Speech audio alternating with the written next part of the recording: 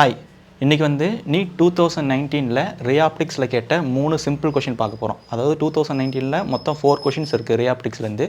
அதில் 3 வந்து ரொம்ப சிம்பிளான கொஷின்ஸ். அதில் ஃபஸ்ட் கொஷின் என்னென்னு பார்த்தீங்கன்னா, பிக் த ராங் ஆன்சர் இந்த கன்டெக்ஸ்ட் ஆஃப் ரெயின்போ பற்றின ஒரு 4 ஸ்டேட்மெண்ட் கொடுத்துருக்காங்க. இதில் எது ராங் அப்படின்னு கேட்குறாங்க. சரி, ஓகே.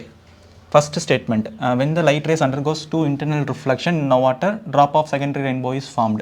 அதாவது செகண்டரி ரெயின்போ பற்றி படித்தவங்களுக்கு இது தெரியும். இது வந்து அந்த ஆப்ஷன் வந்து இந்த ஸ்டேட்மெண்ட் வந்து கரெக்ட் அப்படின்னு. செகண்ட் வந்து the order of colors secondary ரெயின்போவில் first primary rainbow secondary rainbow இருக்கும்ல, அந்த செகண்டரி ரெயின்போவில் பார்த்தீங்கன்னா விப்ஜிஆருக்கு பதில் லைக் ரெட்லேருந்து ஸ்டார்ட் ஆகும். ஸோ இதுவும் கரெக்ட் தான். சரி, தேர்ட் ஆப்ஷன் விட்டுருங்க, அதுதான் ஆன்சர்.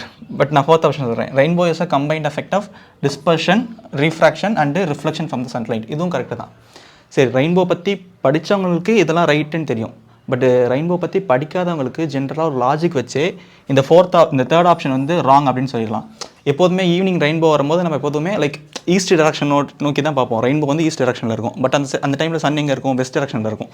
அப்போ இந்த ஆப்ஷன் பாருங்களேன், an observer can see a rainbow when his front is towards sun. அதாவது ரெயின்போ பார்க்கும்போது ஒரு ஃப்ரண்ட் வந்து சன்னை நோக்கி இருக்குன்னு சொல்கிறாங்க. பட் அது என்னது? தப்பான ஆன்சர்.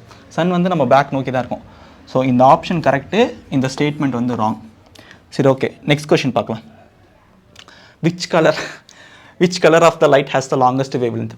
இது ரொம்ப ஒரு சிம்பிளான கொஷின் தான். Let's say VIBGYOR. Like energy spectrum படித்தவங்களுக்கு தெரியும். இந்த இடத்துல லைக் அல்ட்ரா வயலட் இருக்கும், நெக்ஸ்ட் இந்த விசிபிள் ரீஜியன், நெக்ஸ்ட்டு இன்ஃப்ராரெட். இப்போ அல்ட்ரா வயலட்டுக்கு எனர்ஜி ஜாஸ்தி, இன்ஃப்ராரெட்டுக்கு எனர்ஜி கம்மி.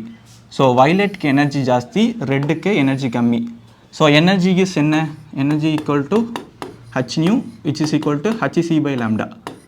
அப்போ நான் என்ன இங்கே நான் சொல்ல வரேன்னா, energy is inversely proportional to lambda. அதாவது எனர்ஜி ஜாஸ்தியாக இருந்தால் வேவ் லென்த் கம்மியாக இருக்கும். இப்போ நம்ம கேட்டிருக்கிறது என்ன? Longest wavelength. லாங்கஸ்ட் வேவ் லென்த்னா கம்மியான எனர்ஜி. இப்போ கம்மியான எனர்ஜி இங்கே யாருக்கு இருக்குது? ரெட்டுக்கு.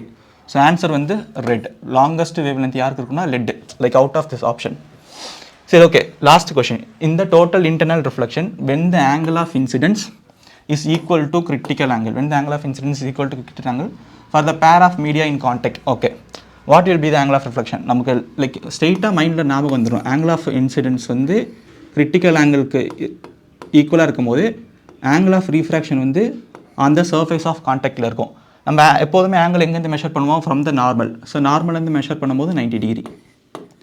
So answer 90 degree. ஸோ எல்லா கொஷனுமே வித்தின் 20 செகண்ட்ஸ் 30 செகண்ட்ஸில் நம்ம யோசிச்சிடலாம்.